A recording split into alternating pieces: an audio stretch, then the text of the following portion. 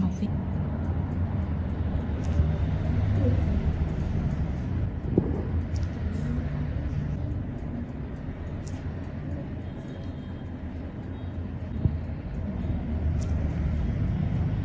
Hiền hỏi ghế xuống cho chị xíu Hiền. Hỏi ghế xuống cho chị xíu Hỏi Hiền. ghế xuống cho bay luôn. Không, họ tháng để cũng gần lắm, nhưng mà nó hơi đâm xuống. Còn béo rồi. Thật ra ta đã rất là nhẹ hơn không bé Hiền. Vừa rồi cũng làm được rồi đó mà đang tự nhiên ra.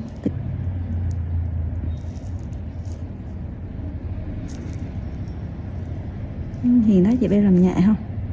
Cái mụn bát này quấn mềm xìu luôn mà. Nhận của ta thì ta nghĩ là bé Hiền để bị sao quá. Để làm ta. Không thể công nhận của họ lắm. Đúng rồi. Đúng.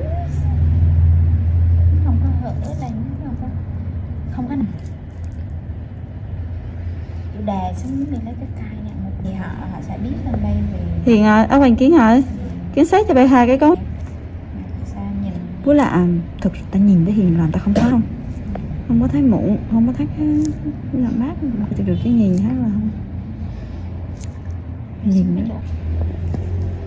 Nhìn đó thôi cho một xíu xíu.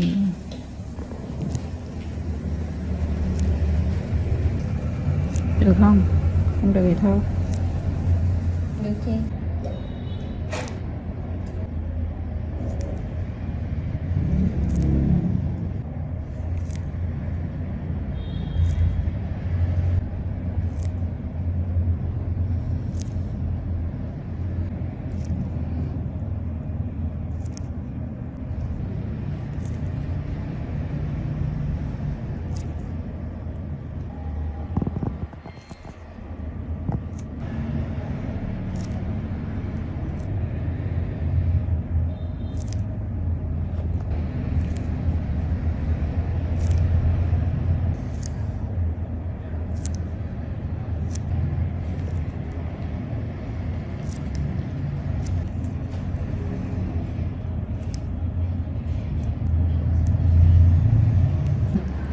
Rồi em mới bật tâm được.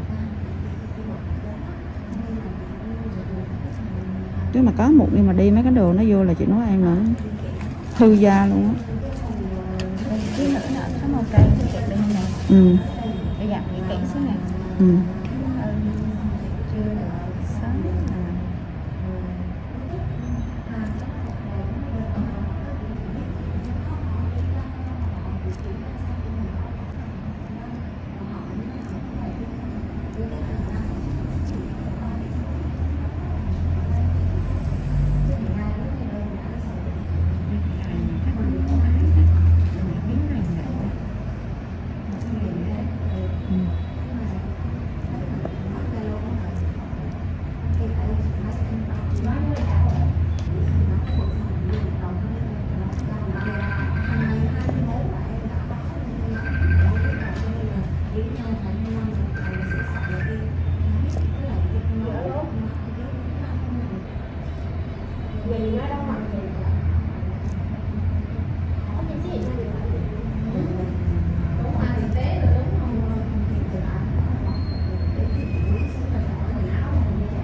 Hiền không hỏi chị thử có chi không Hiền?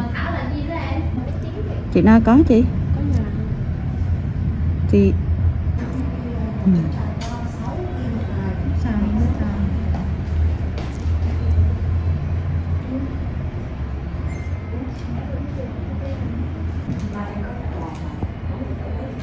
chịu khó chứ mấy ngày để chị nặng trang kỹ chứ nha. Trong kịp. Kiến hả? Kiến để dùm cái cục màu đen mà bạn nói chị sao ghi ở sao không biết.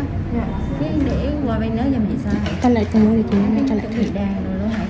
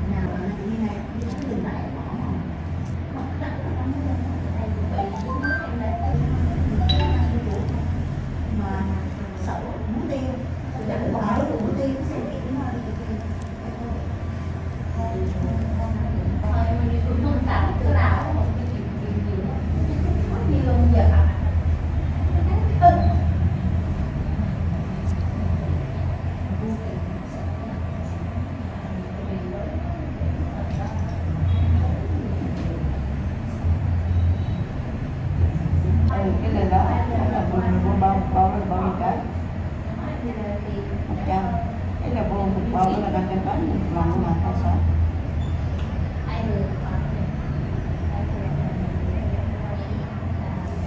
Còn cái này ô tô là cũng 300 cái à.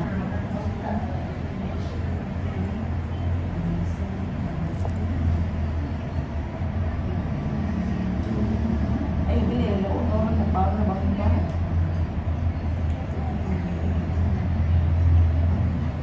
Rồi, cái là số 1 nó là số 3 là 50 cái à.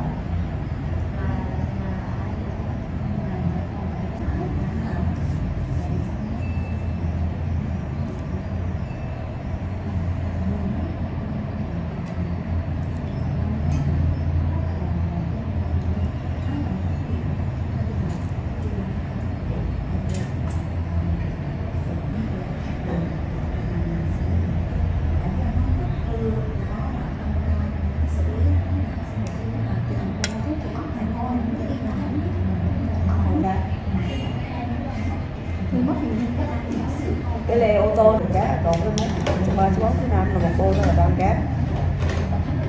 Còn cái này đó một con đó là 5 cá.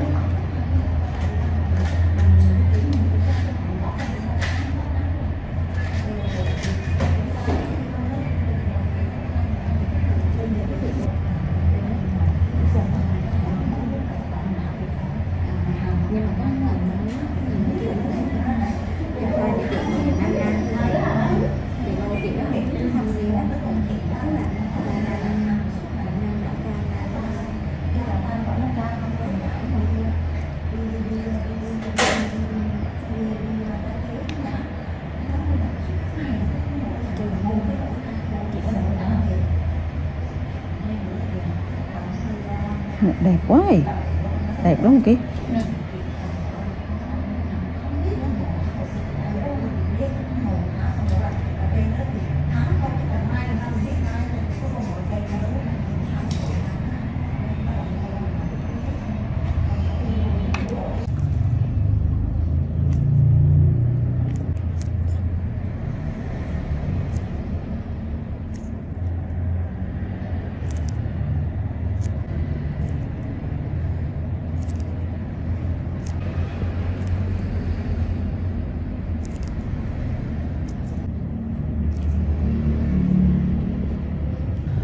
Đừng đóng lại đi Hiền, đóng lại đi Hiền.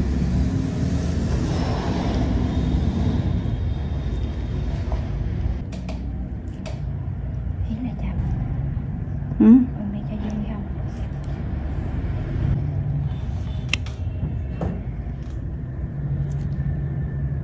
Chứ không phải là mình đi. Chở thì mình được. Thôi, chở thì thôi ở nhà đi. Ví dụ như không được á thì phải rủ mới đi đi. Nhanh nhanh, tức nào.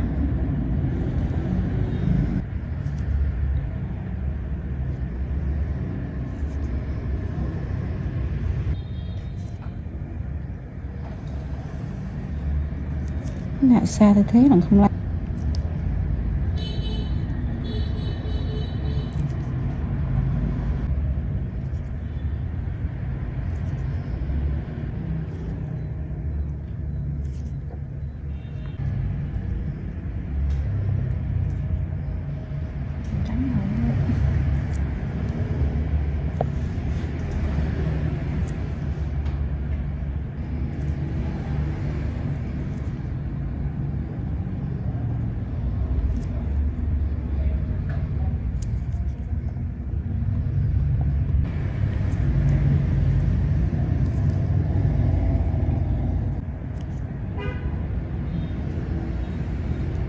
F6C, 1996 to 2005, review.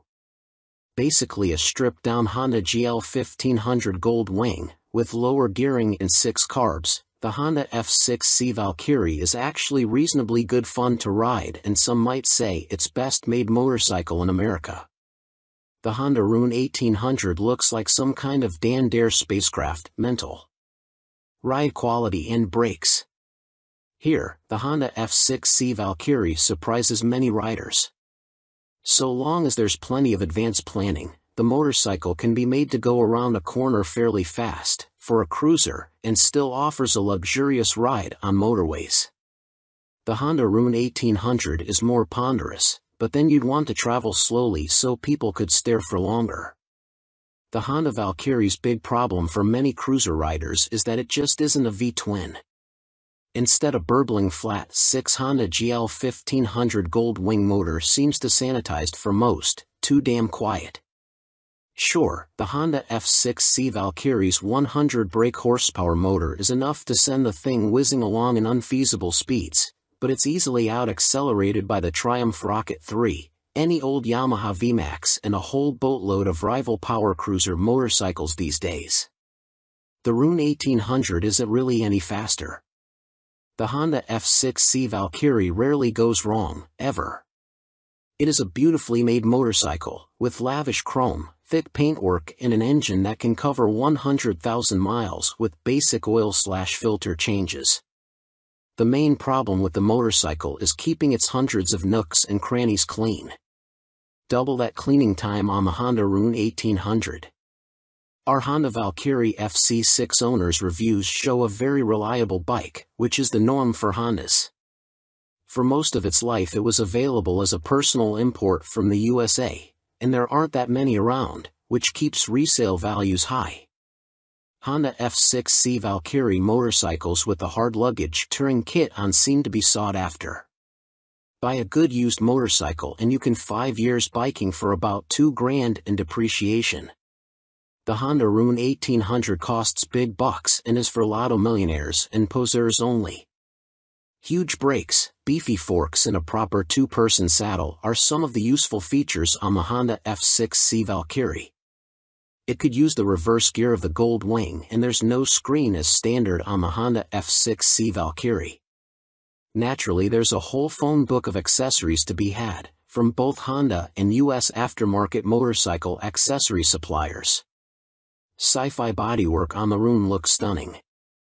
Welcome to BBC Motor Reviews channel.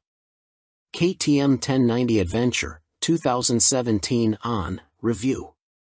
The chassis copes with the extra power with ease. In fact, it feels like it could handle a further 25 brake horsepower. The conventional 48mm WP forks and WP rear shock work straight out of the box. The forks are non-adjustable, but on our test route that didn't pose any problems. A 170 section rear tire and the 1090's relatively low weight enable it to be hustled with ease.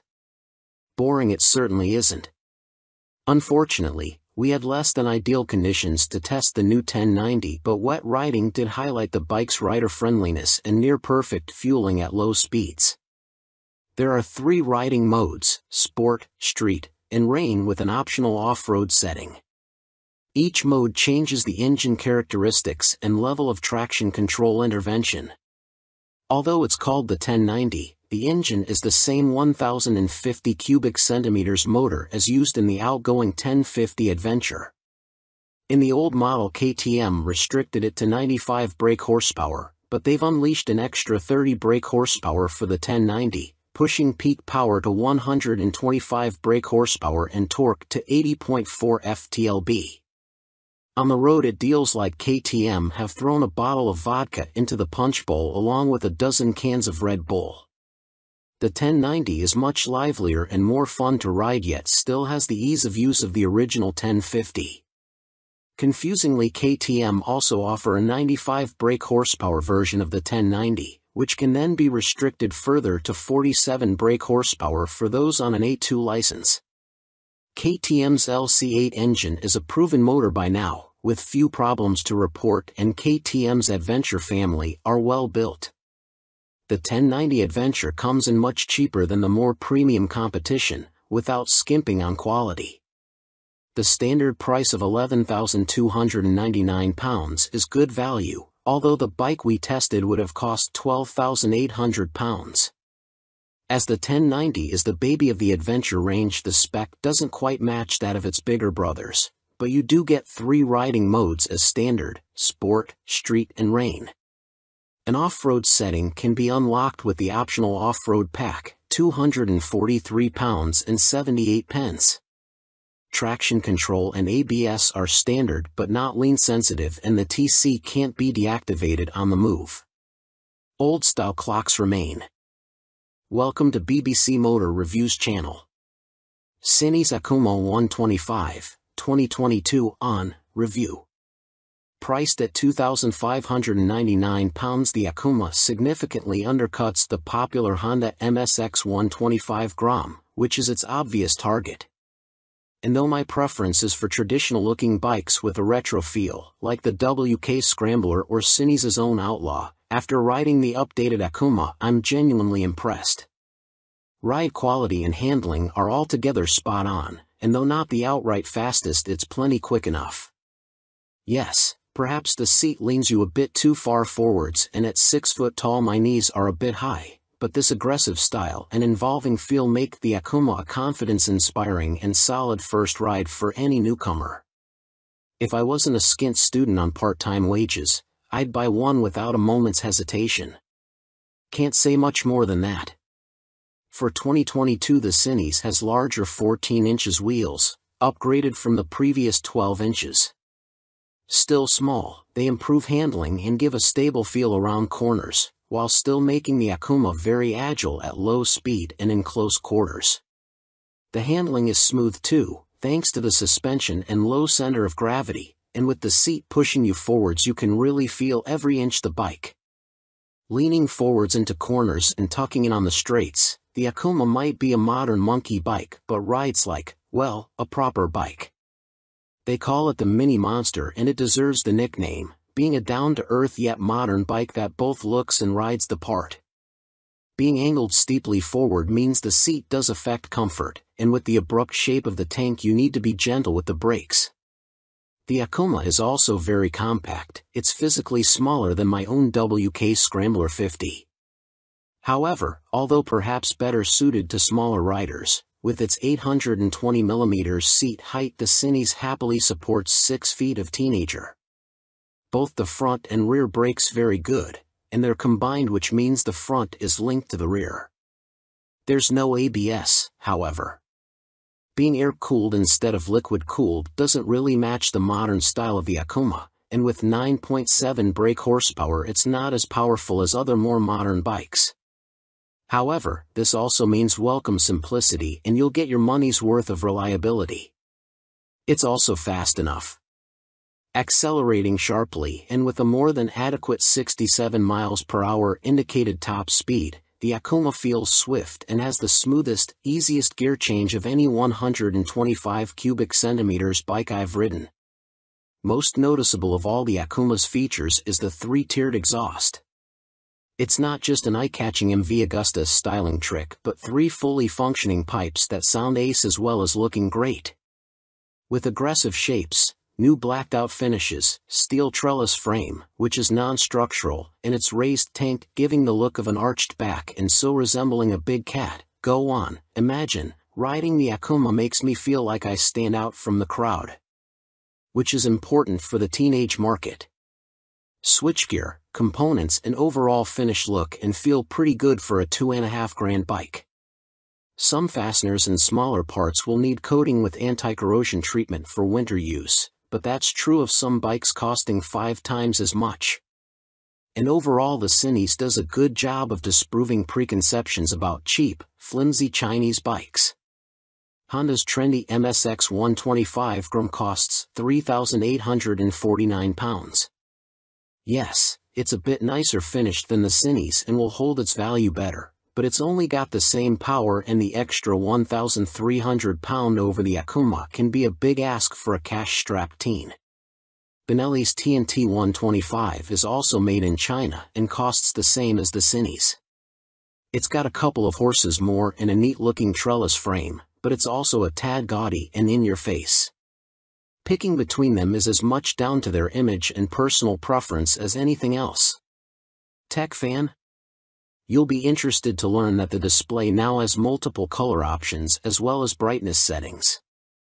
At first, I thought it was just another knick-knack, however it is helpful especially in changing weather or when looking through a tinted visor. And it's like socks with days of the week on, every day can be a new color. The display is also crystal clear and comes with a small array of function as expected: time, trip, odometer. Something that I quite like are the large buttons that the Cines uses. None of this tapping the wrong control malarkey, just big simple buttons, easy as you like. 2019, Cines Akuma launched late in the year as a 2020 model. Modern monkey bike with air-cooled 4-stroke single and 12-inch wheels. 2022, upgraded with larger wheels, jazzy new clocks, plus more refined styling and colors. Replacing the stock bike's KYB suspension, the SP features Gen 2 Öhlins semi-active suspension, NIX 30 SV forks and a TTX 36 SV shock, which automatically controls the damping levels while leaving spring preload manually adjustable. Featuring spool valves rather than traditional needles valves, which Öhlins claim deliver faster adjustment and a more accurate responsiveness at the low and high ends of the adjustment range, the SP suspension can be set in one of 3 semi-active damping modes, A1, A2 or A3, or one of 3 manual setting, M1, M1 or M3, which remove the semi-active function and allow fixed damping settings to be selected via the dash. An incredibly impressive system, the semi-active suspension responds to undulations in the road surface instantly, smoothing them out and making the SP feel like it is gliding over the bumps. Harsh ones still give you a kick, but unlike on a conventional system, the semi-active damping instantly recovers and keeps the MT nicely composed, a feature that reduces its tendency to shake its head when exiting bends under hard acceleration. On the UK's roads, A2 is the best option for bumpy B roads where A1 suits fast, smoother road better, and A3 is more for straight-line cruising, as when the pace ups it feels a bit soft at the rear end. And the SP's brakes are better too. Fitting braided steel lines can make a bike's brakes feel horribly dead at the lever as they lack rubber lines comforting initial squish. However, on the SP there is still enough feel to allow you to apply small amounts of pressure accurately via the new Brembo Radial Master cylinder. They don't scream race bike and aren't as fierce in their bite as some rivals' setups, but are fine for use on the road, and it is great to see the SP and stock MT now featuring cornering ABS thanks to the addition of an IMU in this latest generation. Good and bad news with the new Euro 5 compliant engine. Starting with the good, thanks to the revised fuel injection system, the throttle response is now smooth. In B mode, A mode is still a bit too aggressive for road use, and the crossplane's enhanced mid-range surge of power is staggering, as is the wonderful offbeat sound, which has been tuned through a new intake system and feel.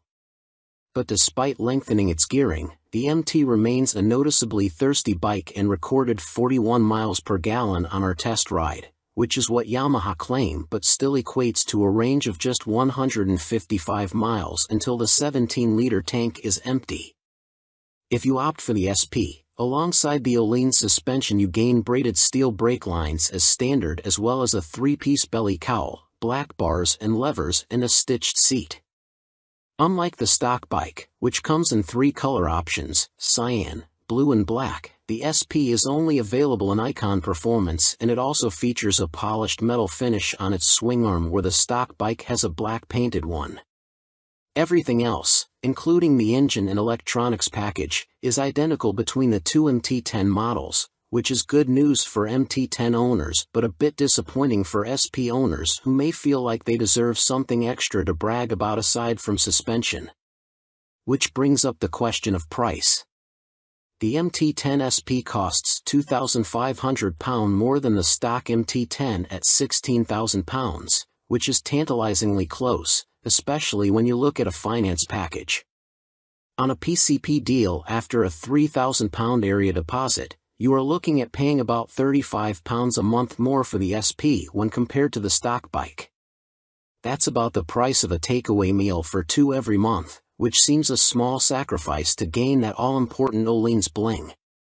In terms of running costs, both the SP and stock MT10 have the same poor fuel economy and cost roughly the same to insure and service, so that's not a factor in ownership, and the SP should hold its residual value a bit better. How does it stack up against its rivals? Very well. The SP is £16,000, where a Ducati Street Fighter V4 is £19,551 or £21,651 in S-guise with semi-active suspension. The Aprilia Tuono V4 factory is £16,900, the KTM Super Duke EVO £17,899, Triumph Speed Triple 1200 RS £15,500, which lacks semi-active suspension, and the Kawasaki ZH2 SE £19,079. Sharing the same tech package as the stock MT, the SP is no less impressive when it comes to its safety assists. Thanks to a 6-axis IMU, you get cornering ABS and TC as well as slide control and anti-wheelie that sit alongside an up/down shifter, engine braking control, cruise control and variable power modes, all of which are controlled via the new 4.2-inch color TFT dash, which lacks connectivity. While the electronics perform faultlessly, and the quickshifter is excellent, it is tricky to see which of the various acronyms you are selecting should you wish to tweak their. Welcome to BBC Motor Reviews channel. Triumph Rocket 3, 2020 on review. Suspension, steering and stopping are all worlds ahead of the previous Rocket 3. And as a result it now feels like a laughably large but comprehensively capable motorcycle, rather than a cartoon cruiser caricature. Related, 2020 Triumph Rocket 3 TFC news on MCN. First impressions might be dominated by the Rocket's vast proportions and the curiosity factor of cramming a motor larger than a typical family car between two wheels, but after a day spent studying the quality details, experiencing the meticulously managed power and appreciating the enormous improvements in refinement, you walk away feeling thoroughly impressed. The new Rocket 3 is exciting, eye-catching, attention-grabbing and pulse-raising, yet avoids straying into feeling frivolous, ridiculous, or pointless. Forget the previous Triumph Rocket 3's cumbersome bulk, heavy-handed handling, basic running gear and Romanesque name badge. The new Rocket 3's chassis is totally different. A cast aluminium spine frame replaces the old twin steel tubes, helping contribute to an incredible 40 kilograms saving over the previous bike, while steering geometry is sharper and the wheelbase is shorter. As a result, the Rocket now has a proper appetite for corners the old bike couldn't dream of. Turn-in is easy, holding a line mid-corner needs little inside bar pressure, and flick-flacking from full lean left to right, and still ending up where you intended, is absurdly accurate for a bike with a fueled weight north of 320 kilograms. Suspension is by Showa, with 47mm adjustable upside-down forks up front, and an adjustable monoshock monitoring the shaft drive. No electronic adjustment though, the clickers are all manual. The front's set pretty firm, meaning you can haul hard on the flagship Brembo Stylema front brakes. Even the rear brake is a 4-pot radially mounted caliper, to generate huge stopping force without the bike trying to tie itself in knots. Ride quality is generally good, though the short travel shock, just 107mm, has to work hard and can feel bouncy. Drive hard and you can clearly feel the rear end of the bike jack up though, a result of the torque reaction from the shaft drive being unchecked by any kind of parallelogram setup. The Rocket 3 comes in two flavors, Roadster R and Touring GT, with the main difference being riding position. The R has a higher seat, mid-set foot pegs and narrower bars, giving a more aggressive Street Fighter stance, while the GT's lower seat, feet-forward controls and wider, higher bars give a relaxed, cruiser feel. Everything is transferable between the bikes, meaning you can create whatever kind of muscle power touring cruiser you like. Into the bin goes the Rocket 3's 2,294 cubic centimeters triple, replaced by this all-new, gruntier, smoother, cleaner, stronger and smaller 2,458 cubic centimeters engine. Huge 110.2 mm pistons eclipse the old 101.6 mm items, while stroke is significantly reduced, down from 94.3 to 85.9 mm, allowing Triumph to make a shorter motor. Peak torque is identical to the previous Rocket 3 Roadster, at 163 lb-ft, but the new motor holds onto that grunt for longer as revs climb. Where the previous Rocket's torque curve fell away sharply above 2,500 RPM, the new motor has a much fatter, flatter delivery. As a result, headline power is up to 165 brake horsepower. But as ludicrous as that might sound, the reality is that it's immensely easy to use.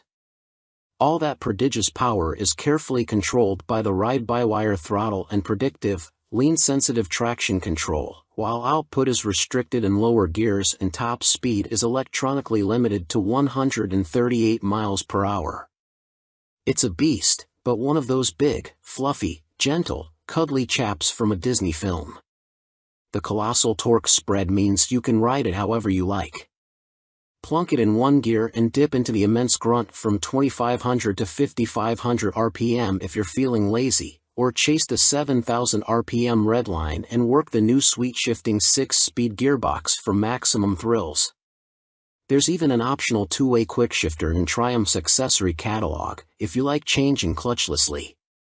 It's a completely new machine from nose to tail, so only time and miles will deliver a verdict on reliability. Service intervals are set at a car like 10,000 miles, suggesting the motor is in a fairly mild state of tune and Triumph have confidence in it. Looking over the bike in the metal, everything appears high quality, as you'd expect for 20,000 pounds. The exhaust headers are a particular highlight, the welds look neat, while the hydroformed curves are apparently a huge pain to produce. Everything seems tucked away neatly, there are no vulgar cables or hoses dangling about anywhere, and wiring runs inside the handlebars. Details like the Monza-style petrol, coolant and oil filler caps are pleasing, while the clever flip-out pillion pegs are a neat design.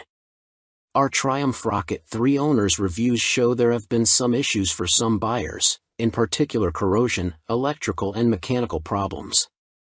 Seemingly the rear brake can often stop working, for example, and needs attention from a dealer. Have a good read through before going for a test ride. Clearly it's not a cheap bike, though an ultra-capacity extreme muscle cruiser never was going to be. The Rocket 3R is 19,500 pounds on the road, that includes almost all the gadgets, apart from the 2-way quickshifter and the heated grips. The GT version, which includes the heated grips, a fly screen and a pillion backrest, is 20,200 pounds. Both are roughly on a par with Ducati's Diavel 1260S, 20,041 pounds. A Harley-Davidson Fat Bob 114 starts at 15,825 pounds, but doesn't have a fraction of the Triumph's tech, torque, pose or poise. If you want to go properly left field, a Moto Guzzi MGX21 is 19,999 pounds. Running costs probably won't be any kinder on the wallet. Triumph claimed the motor returns 41 miles per gallon, but our test ride suggests it's closer to 35 miles per gallon. That 240 section, 16-inch rear tire isn't cheap either. Picking the bike up in March, I have had a headlight replaced under warranty, main beam sticking on, and the second which has really put me off was the rear brake losing all braking power. It has been back to my dealer who changed the fluid for a better one but was told that Triumph know there is an issue and they are working on it. I thought anything to do with brakes on a 163 pounds of torque monster would be the #1 agenda. First service only. The fuel economy is not bad so far, 43 to 45 miles per gallon. That is with occasional spirited riding thrown in. 2 stars is because after 6 months I was offered 13,500 pounds from the dealer to buy it back. Even WBAB offered considerably more, so not much faith in the brand and will likely be going back to BMW. Equipment. The Brembo brakes are top-notch. The stopping power and feel is superb, the ride comfort is less so. I am a big old guy and no matter how I try to adjust the rear suspension the ride is harsh on anything but smooth tarmac. The roads in Herefordshire where I live are amongst the worst in the UK and backache sets in after about 2 hours. I have purchased an Airhawk DS seat pad which has transformed the comfort but it's still not all day comfy like my old Rocket. The tank is so wide you have to ride legs apart which at motorway speeds the wind blast makes your hips ache trying to keep tucked in. In the end I made and fitted a pair of Perspex front fork air deflectors to solve the discomfort. I didn't go for the quick shifter or the navigation package as for me they don't offer much in the way of the overall riding experience. The TFT display is good but on some settings it is too fussy and hard to read. I opt for the screen that shows speed, revs, gear selection and fuel status. That's enough for me. There are a few niggles with this bike that could be better. The original screen doesn't give much wind protection and the rear hugger design is total crap. In the rain you get covered in road crud halfway up your back. I bought an aftermarket hugger which left some wiring exposed so I ended up fitting this over the top of the original hugger, problem solved. I purchased the accessory panniers and rear rack to give the bike some touring capability. These panniers are okay but are quite small and are not as rigid as I would have liked. The optional rear rack is stated as only good for 3 kilograms which means fitting my fully loaded Kuryakyn Grand Tour bag on the rear may be more than it can withstand. Guess I will soon find out as there is little room on the pillion seat. One of the best design features on this bike are the fold-away pillion foot pegs and the folding pannier mounts. If anyone is thinking about buying this bike for some serious touring then you will need a few aftermarket bits to iron out its touring limitations. Welcome to BBC Motor Reviews channel.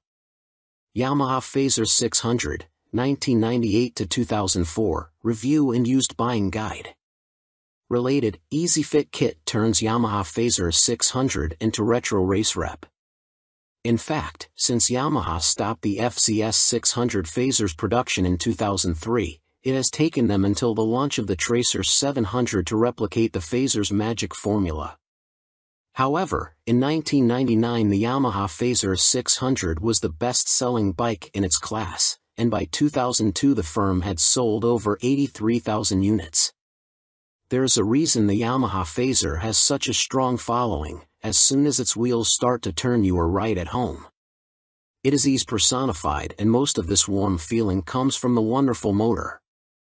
With the Fazer, Yamaha got the basics right and that's what makes it such a great bike. The tank range is long, the seat comfortable, the fairing effective, the brakes sharp and the motor strong in the mid-range and extremely reliable. The suspension may be a bit baggy, but if that's the Yamaha Fazer's only real fault 22 years after it was launched then that's not bad going. Useful Yamaha Fazer 600 specialists include www.foc-u.co.uk and yamahaclub.com. Read on for our full used buying guide. Ride quality and brakes. Launch impressions. When you push the Yamaha Fazer 600 to the limit, which is easy with those blue dot or 1 brakes up front, it dives a little bit and loads up the front end. It waggles a bit, but the handling is generally confidence-inspiring and if you take it steady you could ride to Budapest on a Yamaha FZS 600 Fazer and feel no severe aches or pains. Yamaha Fazer 600, what does it ride like now?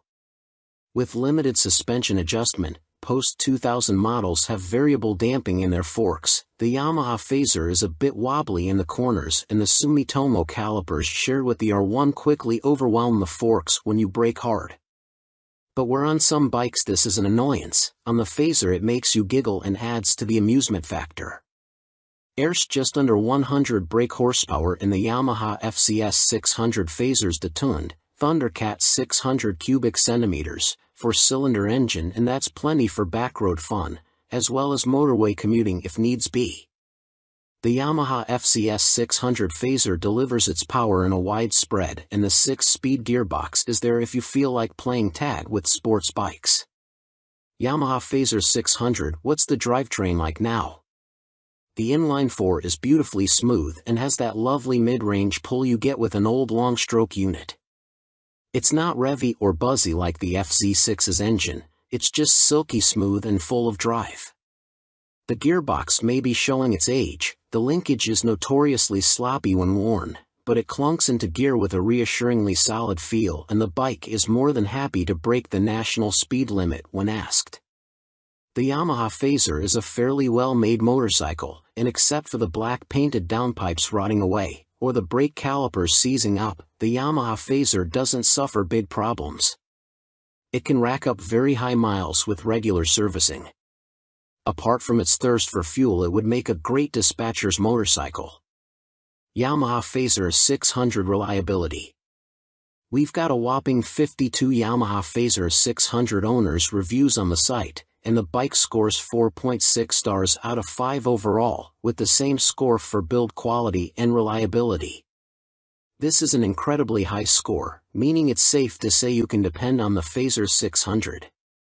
Minor issues include the Phaser lacking more modern equipment such as more electronics, but this is an old bike now. You can't expect the world. Its value more than matches its spec. Yamaha Phaser 600 common problems. Early ignition barrels aren't very strong. Check it works smoothly and that the ignition key works the fuel cap and seat lock. The headlight bracket bends if the bike is in an accident and few people replace it, so always check the fairing looks square on the bike. The steel swing arm can trap water and rot around the chain adjusters, so inspect this area well for any obvious rust damage. The Phaser has a 110/70 front tire, and as a result tire choice is limited. You can fit a 120/70, but this can interfere with the mudguard. Yamaha Phaser 600, a mechanic's take. By Chris Spinks, Chief Instructor, Metropolis Training School. The key factor when buying a used FCS 600 Phaser is seeing if it goes into second gear. First gear on the Phaser is quite short, and the jump to second puts a lot of strain on the gearbox. This can cause the second gear selector fork to bend, and that leads to a really stiff change and eventually a broken gearbox. On a cheap bike such as a used Phaser, that can write the bike off as replacing it is not economically viable, as a complete gasket kit costs £500. That said, when I destroyed my Phaser's gearbox on a track day, I bought a new motor for £400, and swapping them over was fairly simple. The sprocket retaining nut is a classic Phaser fault and well documented. The nut comes loose, the sprocket slides off the shaft and then sits on the threaded part of the output shaft. People think the clutch is gone and rev the motor, which causes the sprocket to strip all the threads off the shaft. You can slide the sprocket back on and spot weld it in place, but you need to be careful not to overheat the seals. As long as you fit the nut correctly using the locking washer, you should be fine, although Yamaha did release a deeper threaded nut and this sorts the issue. The lights on the Phaser are poor, but on the 1998-9 model the bulb vibrates and creates a white powder that fills up the lenses. This is impossible to remove and makes the light even worse. Some owners change the lume to convert the Phaser to twin headlights, which is very easy, but you need to tilt the main beam down or it will fail an MOT. After 15,000 miles the shock will be duff. I'd recommend getting the forks rebuilt and buying an aftermarket shock. Don't be tempted to go for a stiff fork springs. I've found softer ones works better. When it comes to the finish, the paint likes to flake off from the engine's fins, so don't jet wash the engine, and check the downpipes. The motor is totally bulletproof, but the cam chain tensioner can need changing and it is a nightmare to get to. At the end of the day, a well-looked-after Phaser is a brilliant buy and totally reliable. At the training school we would see them cover over 65,000 trouble-free miles with only oil changes. Extrema Makeover, Aprilia put the RS660 on a diet for a limited edition focused model. Alongside the surprise launch of their 2023 BX450, Bimota have shed more light on supercharged Tessie Tourer currently in development. Now officially called the Terra, we first caught glimpse of the bike as a basic design sketch at the 2021 EICMA show, with a spokesperson for the Rimini firm later confirming to MCN that it would be powered by the 4-cylinder motor found in Kawasaki's Ninja H2SX range.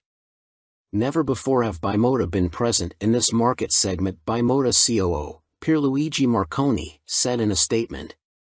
No one has this much fun and function in one package. The Terra is an attention grabber that will act like a halo for Bimota by attracting further consumer attention to our impressive vehicle lineup, he continued. Although details remain scarce, Bimota have gone into some depth on the new steering system, which sits diagonally between a front subframe and the front wheel.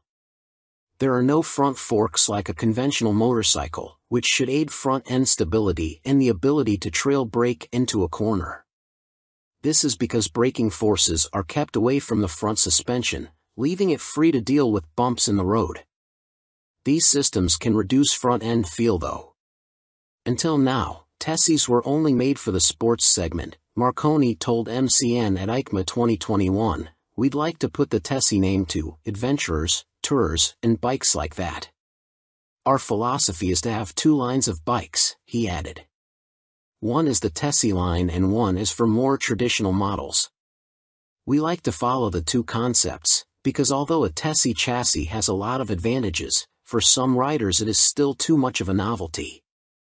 Alongside the funny front end, Bimota have also confirmed that the Terra will receive semi-active suspension developed in partnership with Marzocchi.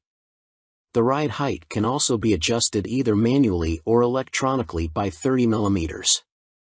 Also expect to find 5-spoke forged alloy wheels too, which should help to keep unsprung mass down. It went from first sketch to full-size model in few months using computer-aided design, Marconi continued. You ride some bikes because you have to, but you ride these Bimota because you want to. Terra will appeal to enthusiasts of all ages because the design draws you in, and the performance keeps you there.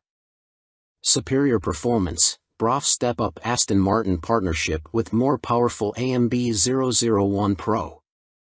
Luxury boutique brand Brough Superior have once again teamed up with supercar experts Aston Martin to create yet another outrageous, limited-run track day machine.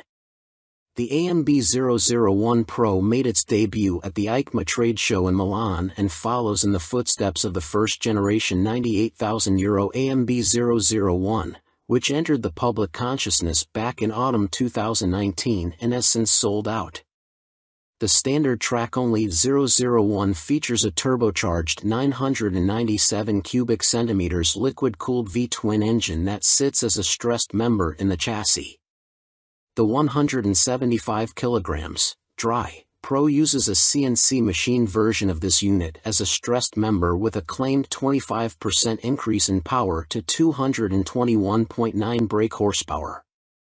There's also carbon fiber bodywork said to be inspired by Aston Martin's 1,000 brake horsepower Cosworth-built 6.5-liter V12 Valkyrie AMR Pro hypercar. The success of its predecessor, coupled with the incredible Aston Martin Valkyrie AMR Pro, inspired us to get together again to create a new superbike, one that we know will excite our customers, Brough Superior CEO Thierry Henriette said. We are particularly proud of the new engine type, with a crankcase fully machined from solid billet aluminium, which is a unique feature for a production motorcycle. With the marked increase in power, this takes AMB 001 Pro into the hyperbike sector. Machined from AL 5000 solid billet aluminium alloy, the uprated motor also gets a new cylinder design, with wet cylinder liners for greater cooling, which should help with the longevity over prolonged hard use. Limited to 88 units in total, the Pro will not be homologated for the road and will be built by hand at the Brough factory in Toulouse, France. Orders are now being taken, with the first deliveries expected in the final quarter of 2023. The bike shown at EICMA was a prototype. It's a beautifully simple formula.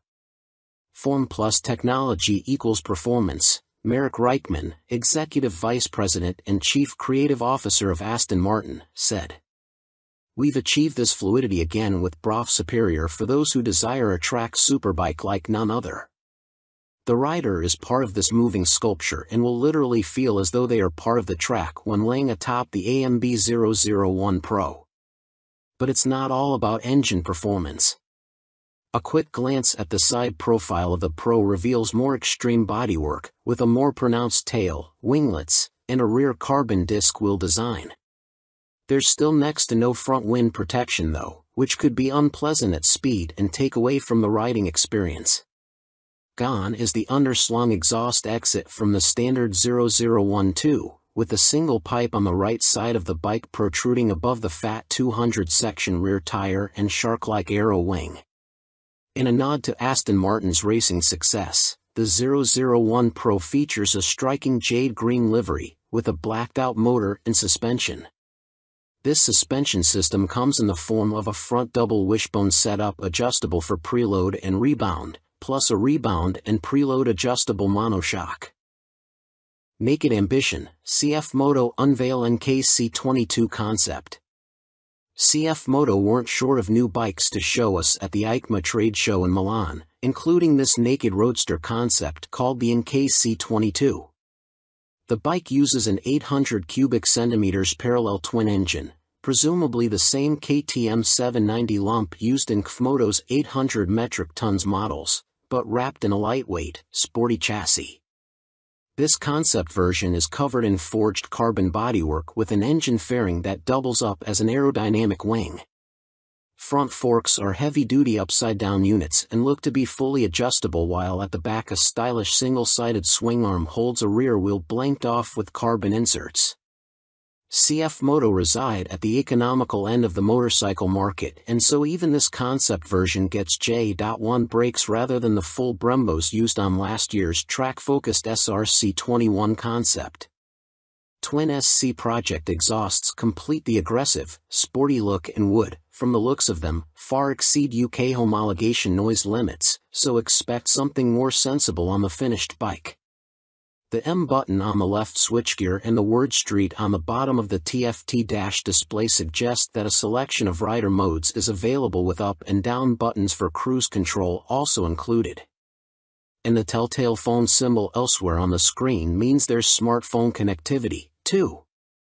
CF Moto reside at the economical end of the motorcycle market, and so even this concept version gets J.1 brakes rather than the full Brembos used on last year's track-focused SRC21 concept. Twin SC Project exhausts complete the aggressive, sporty look and would, from the looks of them, far exceed UK homologation noise limits, so expect something more sensible on the finished bike. The M button on the left switchgear and the word Street on the bottom of the TFT dash display suggest that a selection of rider modes is available, with up and down buttons for cruise control also included. And the telltale phone symbol elsewhere on the screen means there's smartphone connectivity, too. Naked Ambition, CF Moto unveil NKC22 concept. CF Moto weren't short of new bikes to show us at the EICMA trade show in Milan, including this naked roadster concept called the NKC22. The bike uses an 800 cubic centimeters parallel twin engine, presumably the same KTM 790 lump used in KFMoto's 800 metric tons models, but wrapped in a lightweight, sporty chassis. This concept version is covered in forged carbon bodywork with an engine fairing that doubles up as an aerodynamic wing. Front forks are heavy-duty upside-down units and look to be fully adjustable, while at the back a stylish single-sided swing arm holds a rear wheel blanked off with carbon inserts. CF Moto reside at the economical end of the motorcycle market, and so even this concept version gets J.1 brakes rather than the full Brembos used on last year's track-focused SRC21 concept. Twin SC Project exhausts complete the aggressive, sporty look and would, from the looks of them, far exceed UK homologation noise limits, so expect something more sensible on the finished bike. The M button on the left switchgear and the word Street on the bottom of the TFT dash display suggest that a selection of rider modes is available, with up and down buttons for cruise control also included. And the telltale phone symbol elsewhere on the screen means there's smartphone connectivity, too.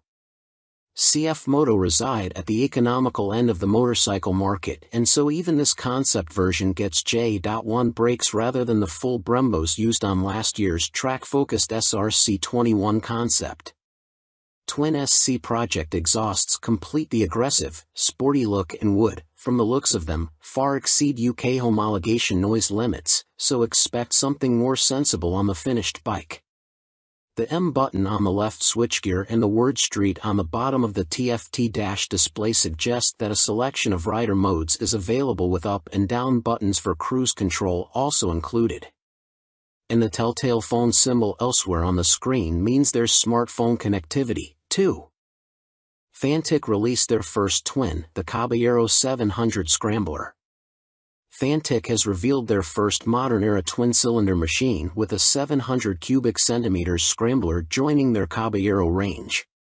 Fantic are making the most of their partnership with Yamaha, announced at the beginning of 2021, as the bike uses the 689 cubic centimeters, liquid-cooled Euro 5 engine seen in the MT-07, Tenere 700 and R7. There has been no retuning of the CP2 twin either, as Fantic claim the Caballero will hit the showrooms in April next year, boasting 75 brake horsepower and around 50 lb.ft of torque, identical to the R7 and considerably more than the 40 brake horsepower and 31 lb.ft of torque of the Caballero 500 Scrambler. Elsewhere, the 700 sports the same 19 inches front and 17 inches rear, aluminium, spoked wheels as its small-capacity sibling. The engine sits in a single backbone-style frame made from CRMO steel attached to an aluminium swing arm, giving it a wheelbase of 1,460 mm, 35 mm longer than the 500 version. One of the most immediately obvious differences between the two capacity scramblers is the exhaust system. The new 2-into-1-into-2 setup runs under the engine, over the swing arm to exit in roughly the same position. Both machines have a seat height of around 830 mm. Connecting frame to wheel will be a 45 mm upside-down fork made by VRM Marzocchi. The Italian manufacturer also supplies the rear monoshock with preload adjustment. Brembo is the manufacturer of choice for the calipers, with a 4-piston unit gripping the 330 mm front disc and a 2-piston, 245 mm setup on the rear. In another first for Fantic, cornering ABS will be standard on the 700. The system will sense the bike's lean angle and fine-tune the braking response accordingly. Traction control also makes its debut to the Fantic lineup, with both rider aids and 3 rider modes, road, off-road and custom, manipulated via a 3.5 inches TFT display with Bluetooth connectivity. A 14-liter fuel tank may be a little on the small side, although the claimed 180 kg curb weight should prove competitive when it comes to commuting or a bit of back-lane scratching. An expected price tag of around £9,000 may put some off, although stylish looks, proven engine and handling potential could tempt many. Stuart Prestige. By Stuart Prestige. All-weather rider with a penchant for long tours and hours in the saddle. You may also like. Honda released £30,000 limited edition McGuinness 100th TT Start replica Fireblade SP. Who do you think you are, John McGuinness?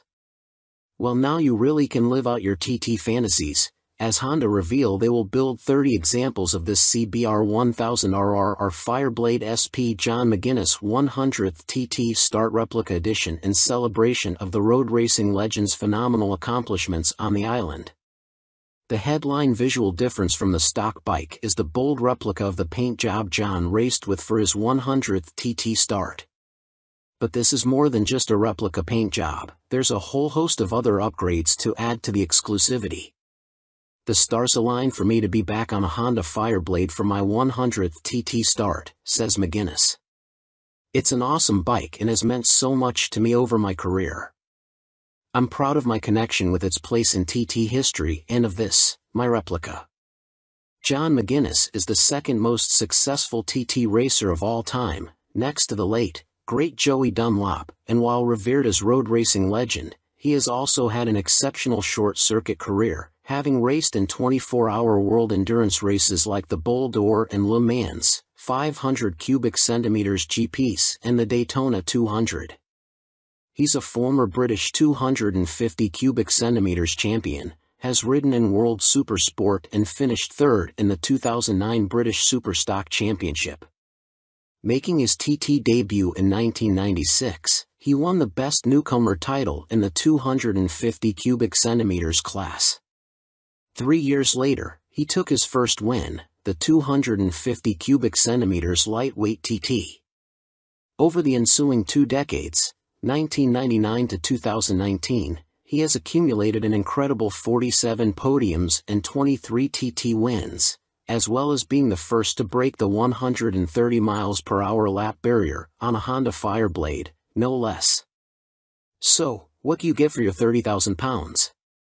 In addition to the already high spec of the CBR 1000RR Fireblade SP which underpins the replica, the limited edition blade gets a full replica paint job incorporating gold detailing and a film strip showing all of John's TT starts on Hondas. Unsurprisingly, this is where it deviates from his actual race bike, which also pictured his TTs on other manufacturers' bikes, and 100th start sponsor logos.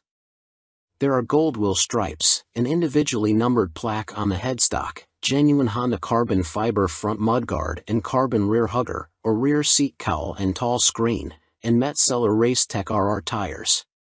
On startup there's a Ring of Fire screen animation as the display loads, and 30th anniversary logos on the smart key and laser engraved on the Akrapovic muffler, marking the machine's special place in Honda history.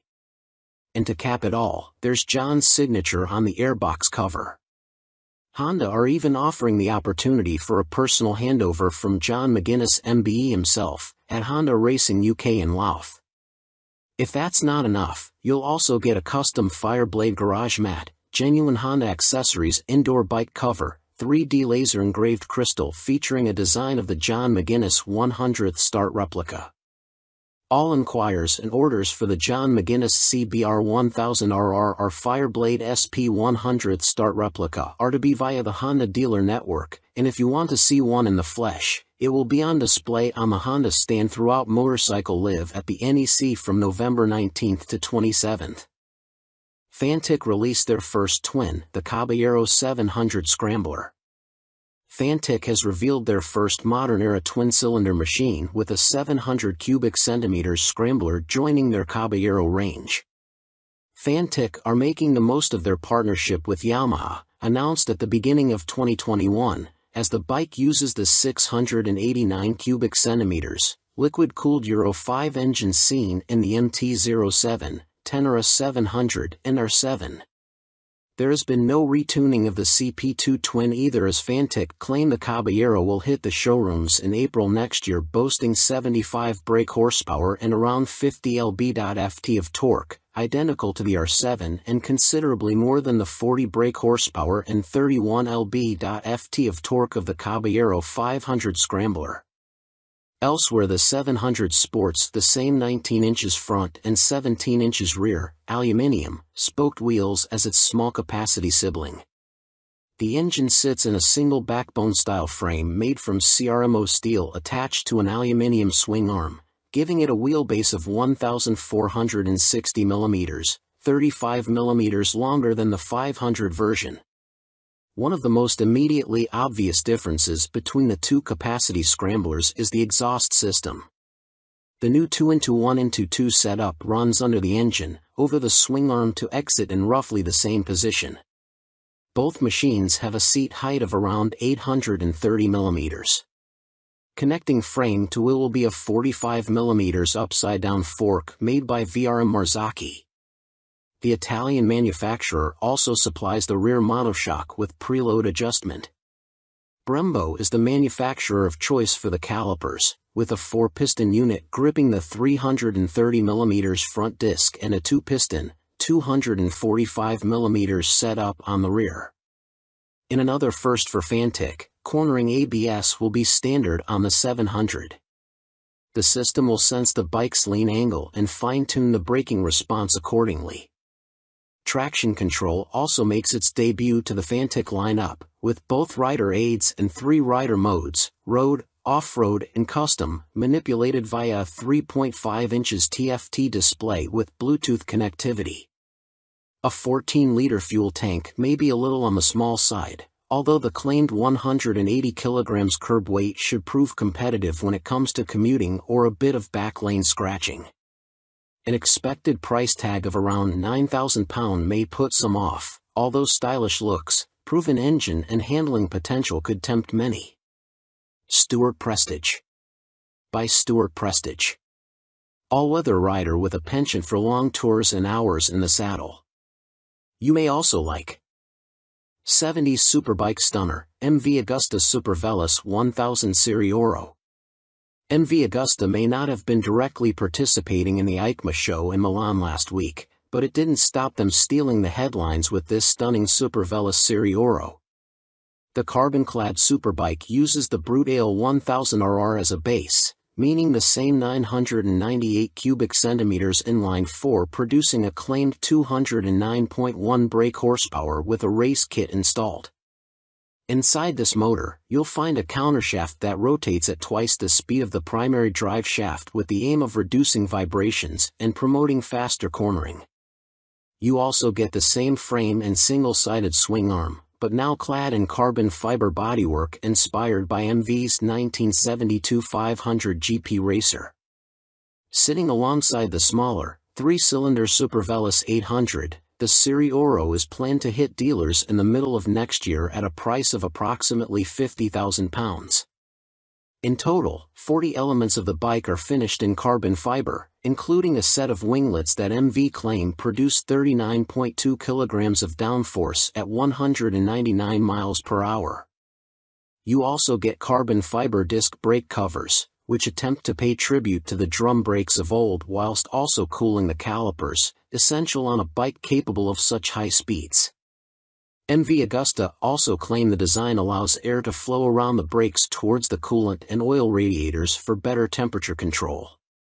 There are air vents along the carbon fairings, too. Despite the superbike credentials, the Serie Oro has deliberately been made more comfortable and less extreme than traditional circuit stars, and it features electronically adjustable Öhlins NIX forks for a high-quality ride. They are matched to an Öhlins TTX rear shock, which bolts directly to the swing arm. As you'd expect for a bike of this caliber, stopping power comes from premium Brembo Stylema monoblock calipers, which bite onto chunky front 320mm discs. You also get 5-spoke forged aluminium rims, and 4 under-seat exhausts, just unlike the company's landmark F4. In addition, there's a suite of lean-sensitive electronics, plus a 5.5 inches TFT color dash to control them, with the added option of mobile connectivity. Dan Sutherland. By Dan Sutherland. News editor, sports bike nut, and racing fan. You may also like Vmoto range grows, Super Soco owners launch 3 new urban models at EICMA 2022. Electric scooter manufacturer Vmoto, parent company of Super Soco, have had a busy year, releasing 3 new models at EICMA, including the 125 cubic centimeters comparable e-bike, the Vmoto Soco Stash. The release of the production model comes just a year after the unveiling of the prototype, with the bike so named due to its multifunctional storage compartment, housed in the fuel tank, large enough for a full-face helmet or other accessories. At its heart is an electric motor producing an average 8 kilowatts with a peak of 15 kilowatts. This propels the Vmoto Stash to a top speed of 75 miles per hour when the boost is deployed. 68 miles per hour is on tap without the boost.